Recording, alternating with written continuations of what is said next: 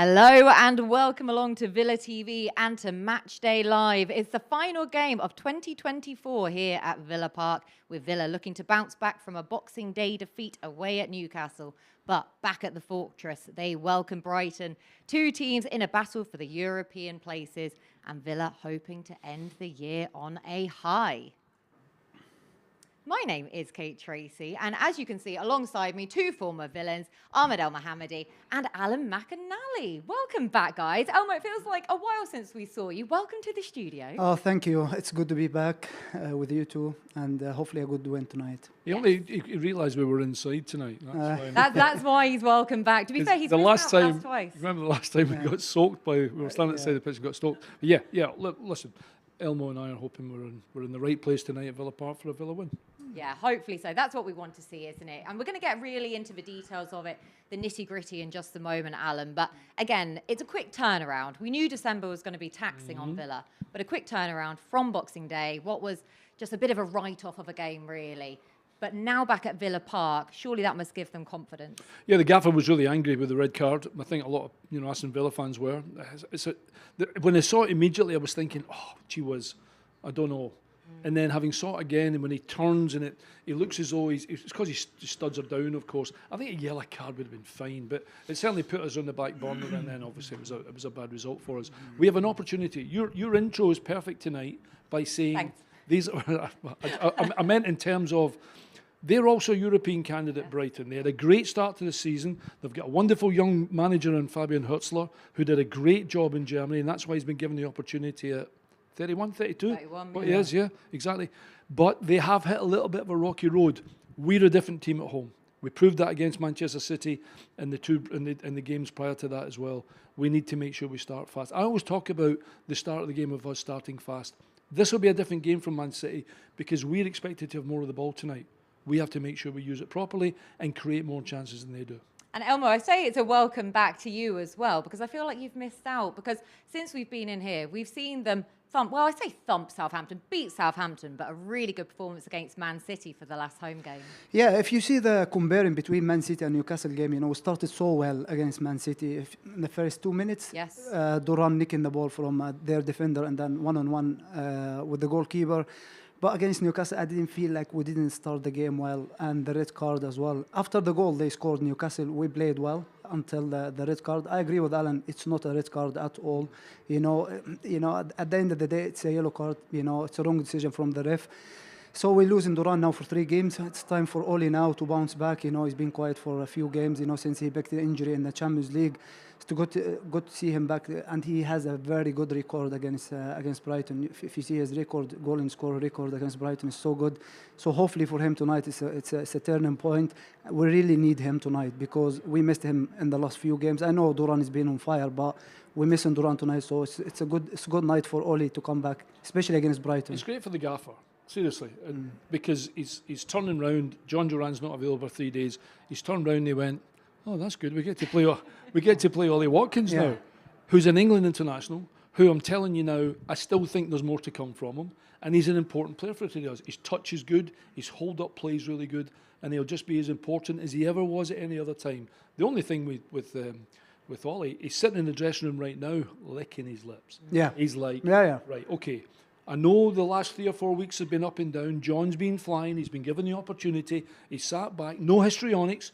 I haven't heard one peep from Ollie Watkins, apart from seeing at the training ground, working really hard to get back. So when he is given the opportunity, he goes. He's like a coiled spring. Here we go. This is his opportunity to prove to everybody, by the way, yeah, John's a good guy, but hang on a minute. It's Ollie Watkins. Yeah, of course, because he said it himself. Oli, he didn't have the start he was looking for, the start of the season, and he was coming back to he didn't have the full preseason with the team because he was away with England. But it's good to see him back now in the team, and I'm telling you, he will be running his socks off today for the team, and hopefully it's a goal for him out there. Well, you two have teed it up perfectly in terms of team news by the fact that Ollie Watkins is coming into the lineup. So team news to bring you now, starting with Aston Villa. Now, of course, Emi Martinez in goal as always. Diego Carlos comes into the fray. Esri Konsa to right back because of the accumulation of yellow cards. 5 for Matty Cash means that he misses out tonight. John McGinn, our captain. Yuri Tielemans in that double pivot. Ollie Watkins up top. Luca Dean at left back. Pau Torres in the centre of defence. Morgan Rogers, Leon Bailey back into the lineup as well. And Boubacar Kamara at the other part of that double pivot. Of course, John Duran missing because of that red card, but 3 changes for Aston Villa, but more changes for Brighton. Now they have Verbruggen in goal, Lamptey, then we also have Igor Julio, Lewis Dunk their captain, Gruder, João Pedro up top, and Ciso Adingra gets his start after coming on as a sub the other night against Brentford. Baliba, Ayari, and Van Hecker. So 4 changes as Matoma drops to the bench. O'Reilly likewise as well. Solly March, who came on for his first start in about a year the other night against Brentford, is also on the bench again then for Brighton. So, Elmo, starting with Aston Villa there. Of course, 2 of those changes are enforced, Matty Cash and John Duran, because of the card situation. However, we do still have 1 other change though. But what do you make of that lineup? Of course, it's a fortune for the manager to make changes. Duran and Matty Cash, Cashy was playing well in the last few games. He scored a goal as well. He was full of confidence. But Konsa's back again to a right back. Diego is in the centre half. Leon Bailey today is the one I'm looking forward to see him tonight, because he's been quiet. He's been, forcing for some injuries as well. So coming back to the team tonight, under the lights at Villa Park, it's going to be rocking tonight after that defeat against Newcastle. So I'm looking forward to see him today, taking players on, making some assists, scoring some goals, back to his best. Leon Bailey is a very important player. And it's good as well, for that changes, Jacob Ramsey on the bench, he's been missing a lot of games this season. When he came back, he played so well, and then he was injured again, So it's good to see him back on the bench today. So hopefully he will come on and make the difference tonight. So yeah, it's a good team out there today to play against Brighton. But we need to start well because, Brighton is a very good team. It's a young team. They have a young coach. They're starting the season very well, I agree with Alan, Last few games, they're not quite, picking results and picking games, winning games. But the turning point for Brighton was, losing Danny Welbeck. He's very important for them. His experience, he's leading the team, So losing Danny was so important for Brighton, but he's not playing today. João Pedro is a good player, he's running behind, so we have to keep an eye on him.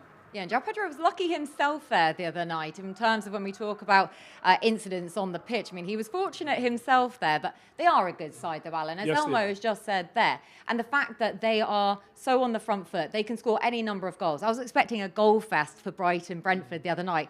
Turns out it was a 0-0 draw, but all the same, though, they've got so many goals in them. Yeah, they have, and I wouldn't say that's a bad result, to be honest. I'm going to say it's 3 draws and 4, to be fair. It's not as if they've got spanked anywhere or anything. I think 1-1 against, can't remember, Palace, Leicester, whoever it was, not particularly important at the moment. But nevertheless, they've not been turned over. Defensively, they've been pretty rock solid. It's just that I think, and Elmo's spot on, by the way, because they're a different team with Danny Welbeck in the team. Evan Ferguson's not available. It looks as though he's on his way, so they don't have that immediately fill-in for him. João Pedro had a good start to the season, absolutely, but hasn't been particularly good in the last 3 or 4 weeks, which is obviously great for us. And he's a good player. I watched him when he was at Watford. He was good, very, very good. He was dangerous, and he's got that language style where he kind of drags the ball past people, and they'll just have to be careful tonight, especially out in and around the box, not to give away free kicks, etc., etc. And even when we're looking at the bench, I can't remember, Solly March not available. We'd normally think he'd be part of the team. Veltman not part of the team. There's a couple of players in there that have been put on the bench tonight because they've not been at the pace that Hurtzler wants them Matoma, yeah. Matoma, sorry, you're absolutely right, but Matoma's another one. Just in fact, you think, okay, if you showed me the squad at Brighton, you'd go, he's a starter, he's a starter, he's a starter. So even they've got a little toss of the coin tonight, not knowing exactly what's happening, because they know that's not going to be easy coming to Villa Park. Like Elmo said, starting good would be a bonus, but I think controlling the ball tonight And especially Boubacar Kamara is a big important player for us tonight. So important for us. I mean, we'll get players on the ball. We want Morgan Rogers to do his thing. But Boubacar Kamara's starting position to make sure they don't break on us is really important tonight. He could be the difference tonight, actually. Yeah, like I say, just in front of the defence there to give them that extra aid as well, especially when our defence, of course, we're out without one of our starting four there with Matty Cash as well. But talk about goals and the potential goal fest that could be on tonight. Of course, it was 6-1 in this fixture last year. Let's take a look back at it.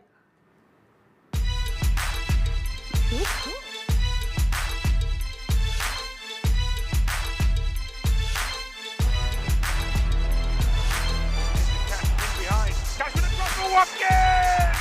2-2 in the Premier League for him. Onto his right boot. Ollie Watkins shoots. Ollie Watkins scores.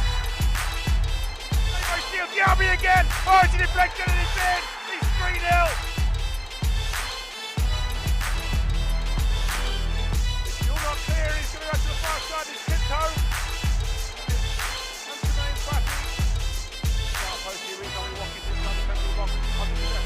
Shot away, and that's the hat-trick. That's the hat-trick as he runs away to celebrate in front of the whole ten. Ramsey with the right boot, curls it in, now it's 5. Jacob Ramsey's first Premier League goal of the season. Watkins is in here. Watkins, oh, saved by Steele. The follow-up is in the back of the net from Douglas Luiz. It's 6. Victory for Aston Villa.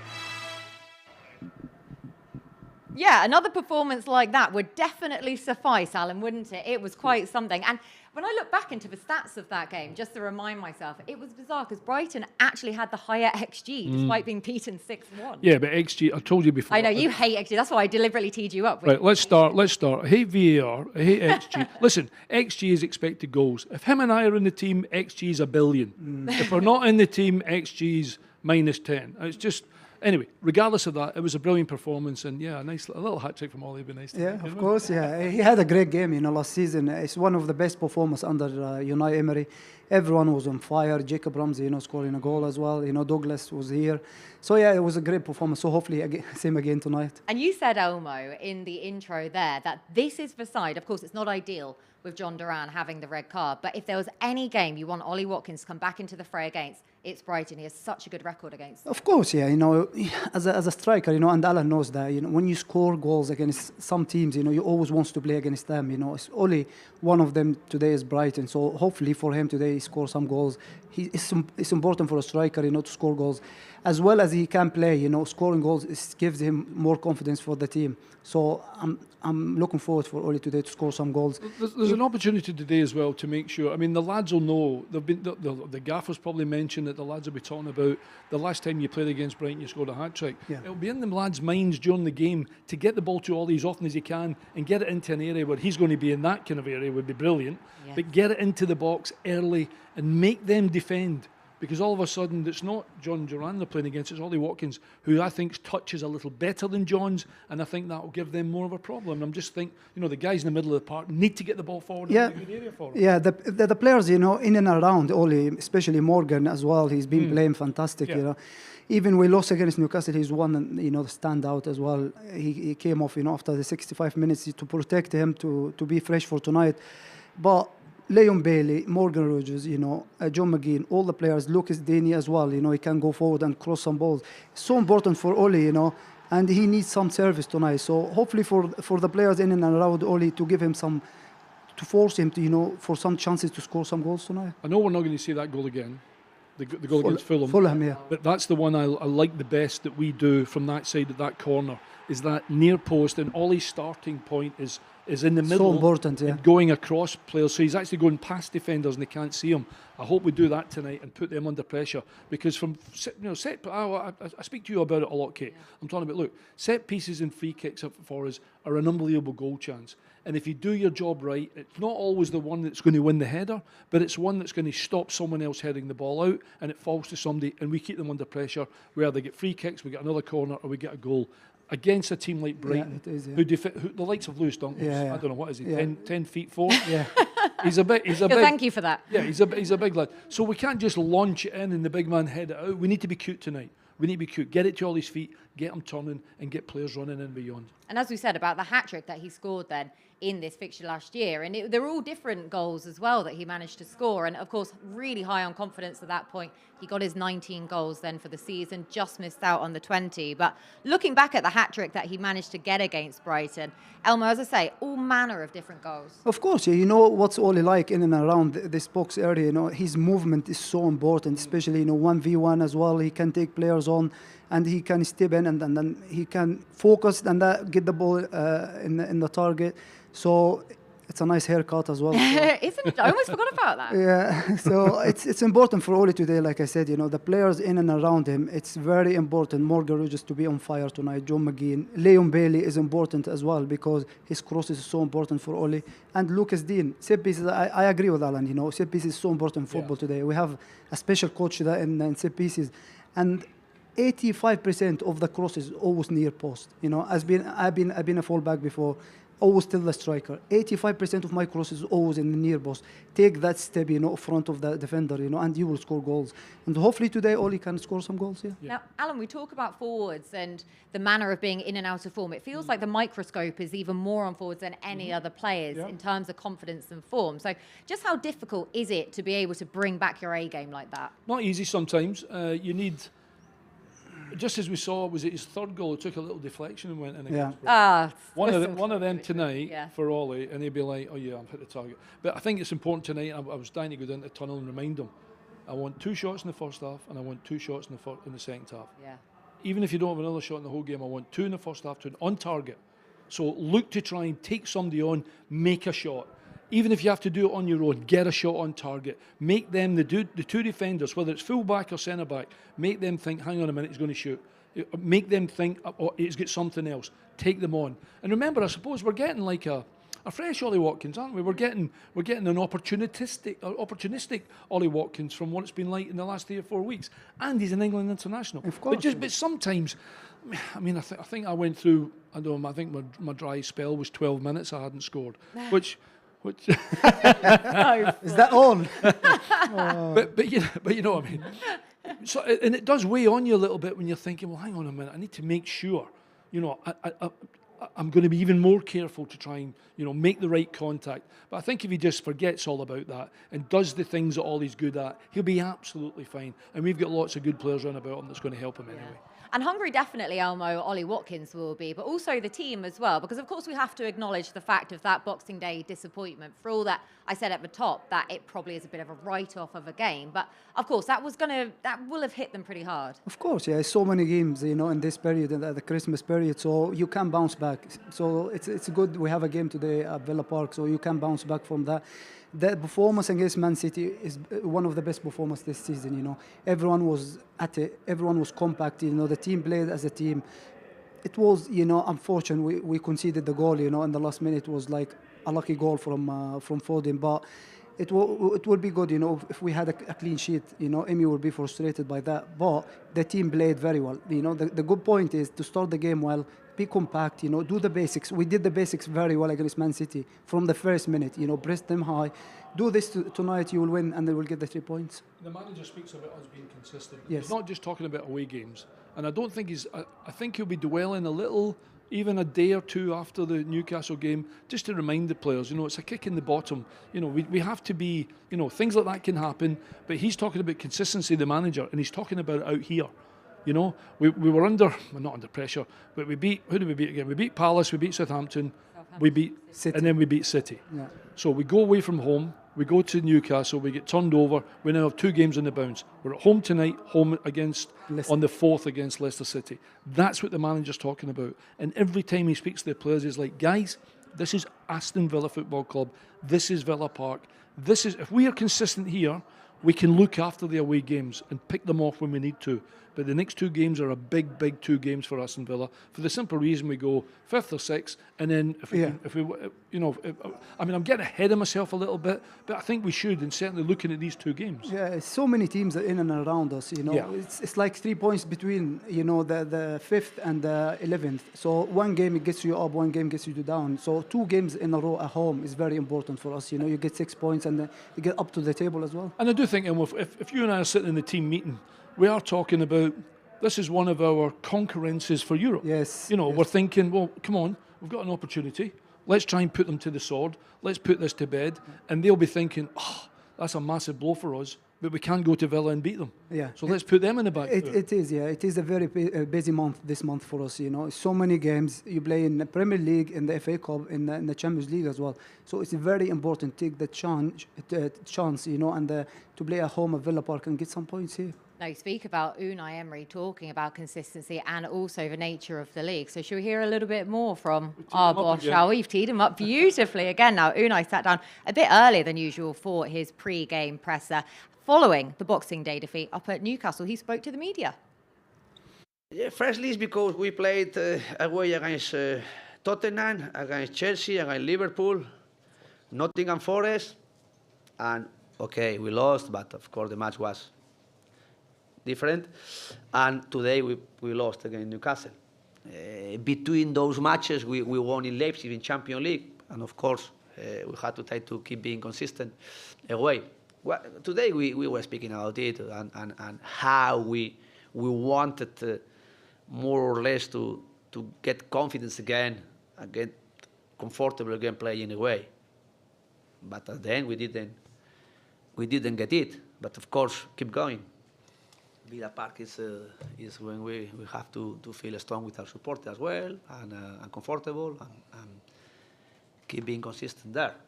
Of course, each match 3 points, they are not coming back again. But we have to try to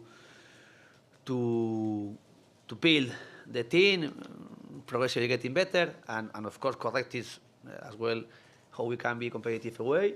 But at home, we have to try to keep being consistent like the last matches we did with our supporters.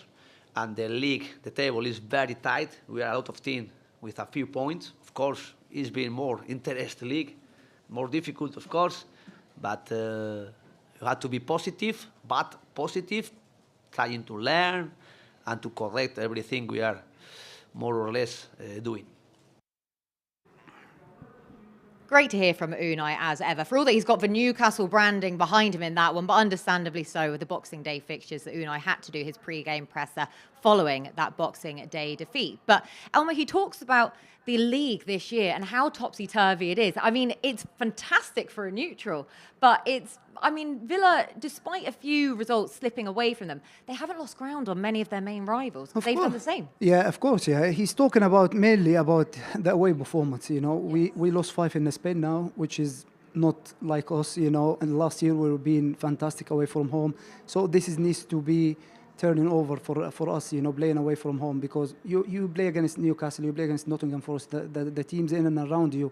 This is a 6-point game, so you need to win these games. So for the manager, he should be frustrated, of course, yeah, but it's so many games to come and to improve in that performance, you know, away from home, especially in the Premier League, because we've been good in the Champions League. So in the Premier League, we need to be consistent away from home. And the home form, it can give you more confidence going away from home. So hopefully these 2 games coming today and Saturday, 6 points gives you more confidence going to Everton and Arsenal after that. So hopefully it's a big win for us tonight. Yeah, it was interesting, the fact that he name-checked those away defeats, some of them. So he went through them. He said Tottenham, Chelsea, Liverpool, Forest. But then he also name-checked the fact that they won away at Leipzig in the Champions League, Alan. So Unai really honing in on those, naming the fact that they were really tough teams. And Forest, until the final few minutes, we had that game won as well. It was a mistake. I'd have taken a point, to be honest, and I think they've just proven to everybody, they won again last night, didn't they? Yeah, they Everton, won. Yeah, Yes. they're up to 6. Yeah. So listen, they're flying. They're second in the league. And, yeah, exactly. And everything they do is touching the goal. But we had them we had our foot on their throat and just let them get up and out, and they managed to turn us over. But I think the gaffer's probably talking about that specifically because it's fresh in his mind still about our performances and how we didn't get anything out of the game. And I've already mentioned about his consistency about out here. Listen, I played here, and I think we had a record away from home better than a home form. And that's why we did so well. And we need to start to be better away from home. Regardless of us being brilliant here, and hopefully we're going to be for the rest of the season, we still need to be better away from home. It's all right going and after an hour it's 0-0. We need to go away and come back and not get beat. That's what I think he's impressing on more. We will lose games away from home. That's just inevitable.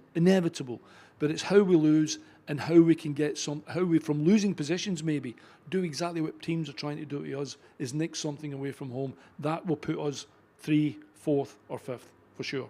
And Elmo, just put us into that mindset for those of us who haven't played. The away games in comparison to home, is there that vast a difference for you? It's a monthly thing, you know. If you look at the game, I agree with Alan, against Nottingham for 60 minutes, top.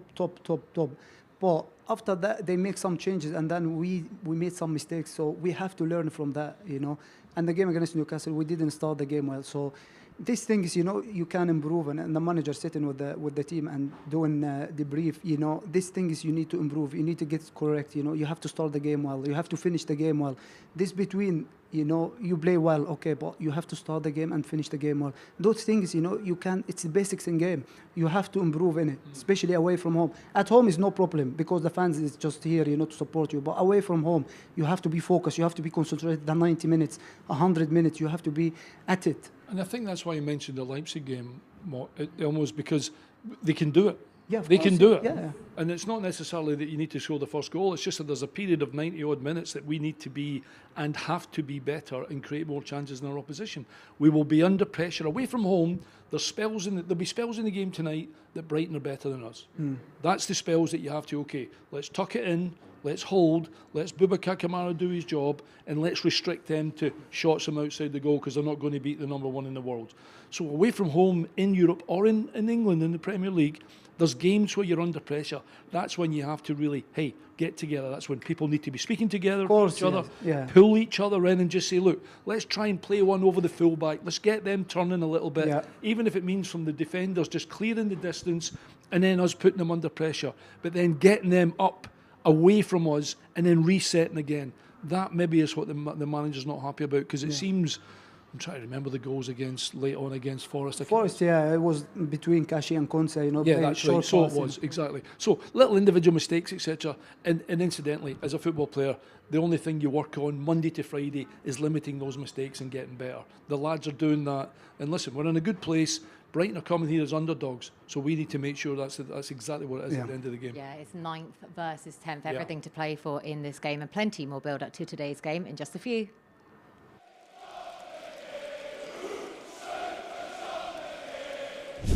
Hey, geezer. All right, Oz. Let's play Villa Park. As long as I'm left wing. Please, Lord, just let me play for the Villa. Pass. Who knows high line practice? To your right. Go to the right. Hold the line, Rob. Unai, I've got this. I'm ready to play. Who's that? Do you want me through the middle or on the left?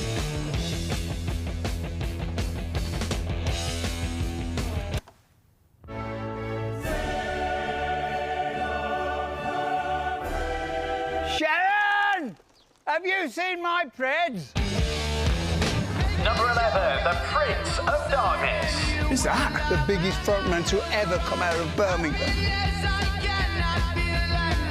This is the Emi Martinez Masterclass. We go all the way next time. Up the Villa! Up the Villa. Up the Villa. Up the Villa! Up the Villa! Up the Villa! Up the Villa!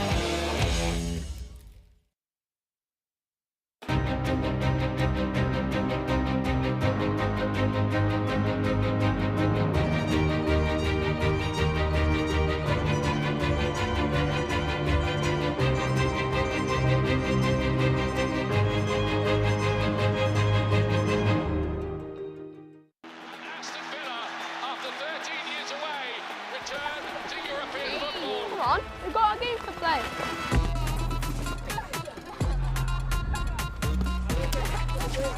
Leo Bailey for Aston Villa. Again, it's 1-0. Still walking. Oh, what a finish. What a fantastic finish that is. Oi! Go and play up your own end. Come on, love. Leave him alone.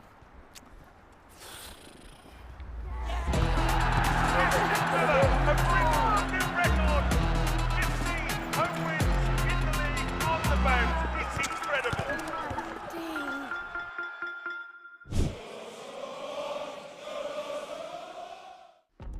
Aston Villa is regenerating the area in front of the historic North Stand. An extraordinary transformation on a scale as big as the club's ambitions. But this is not just a construction project. It's about creating a space that means something to the Villa fans, the Villa Park community, and soon to many more. It's about building on the club's 150-year heritage while also looking to the future. Securing Aston Villa's legacy as a powerhouse of sport, culture and community, not just in Birmingham but in the West Midlands and beyond. First, we have the warehouse, once an artillery house, a manufacturing site and most recently a cricket academy, which I think I played at a few times. It was due to be destroyed but has now been repurposed as part of the new site. The new development will preserve its character and Villa's iconic red brick while regenerating the space to inspire future generations. By night, the warehouse will transform into an amazing packed-out music venue, with events all year round from world-class gigs to intimate performances and a capacity of 3,500. You can already picture how this space is going to become the go-to destination for music fans.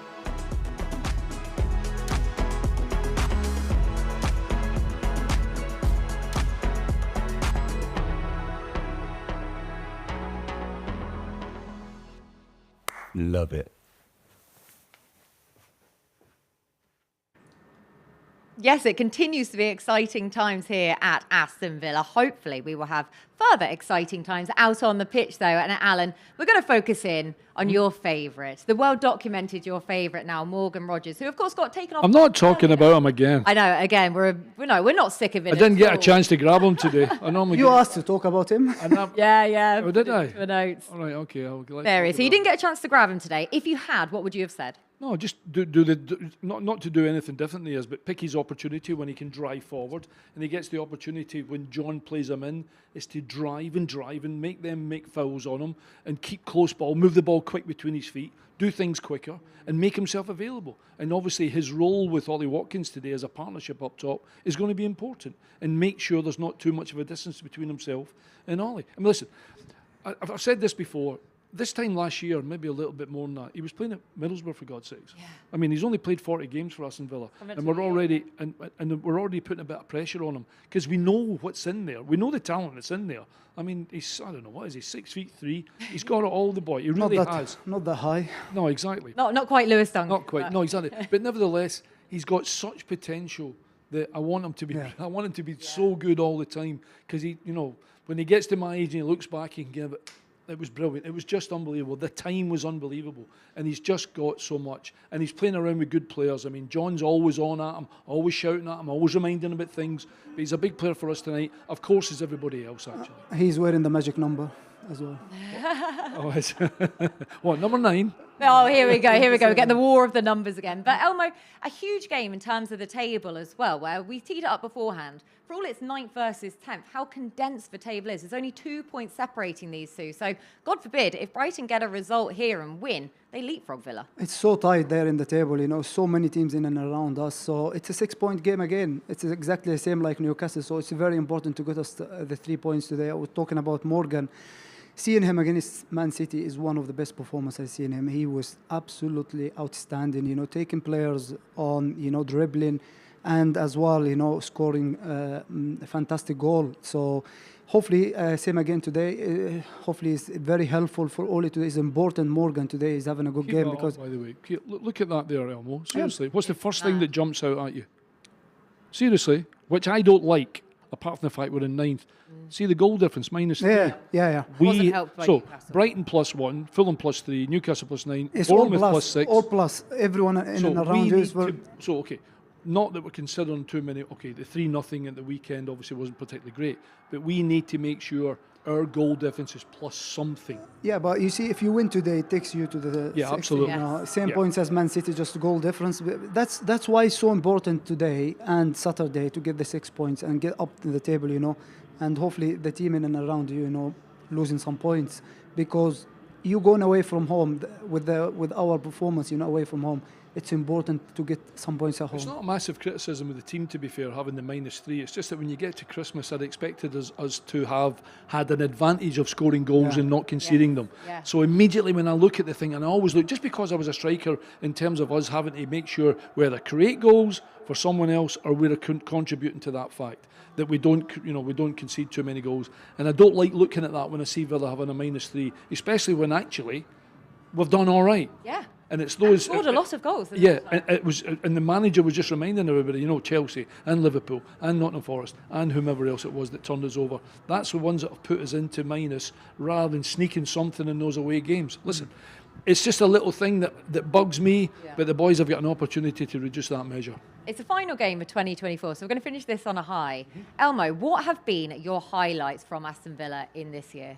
Of course, qualifying for the Champions League was massive for us. It's the first time we qualified for the Champions League, in the new form. So this was my highlight, So hopefully this year again, we can go and get that third place and qualify again for the Champions League because it's so important for the fans here.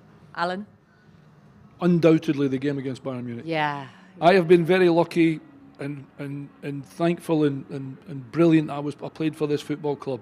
But that night as a fan, having played for both teams, was absolutely unbelievable. And when the big man belted that past Neuer, it was absolutely unbelievable. I mean, it really was. It was astounding that night. And it'd be great if we can get fourth place again this season. Wouldn't it for more of them. It was a great night. Yeah, absolutely. And hopefully more then in 2025, bigger and better again. Right, lads. The light show is nearly about to start, so all that is left for me to do is to get your predictions for tonight. So, Alan, prediction, please. They won't score 2-0. One in the first half, one in the second half. Okay, like that a lot, Elmo. 3-1 to Villa. 3-1, like it a lot. Then hopefully just boosting that goal difference as well in the process. Well, lads, thank you so much for your time. The light show has started behind us, so the party atmosphere will kickstart in just a minute. So thank you to the lads. Thank you so much to all of you for tuning in as well. Hopefully you enjoy the game today. And our commentator today, as always, Mark Regan, alongside Ian Taylor. Nice little.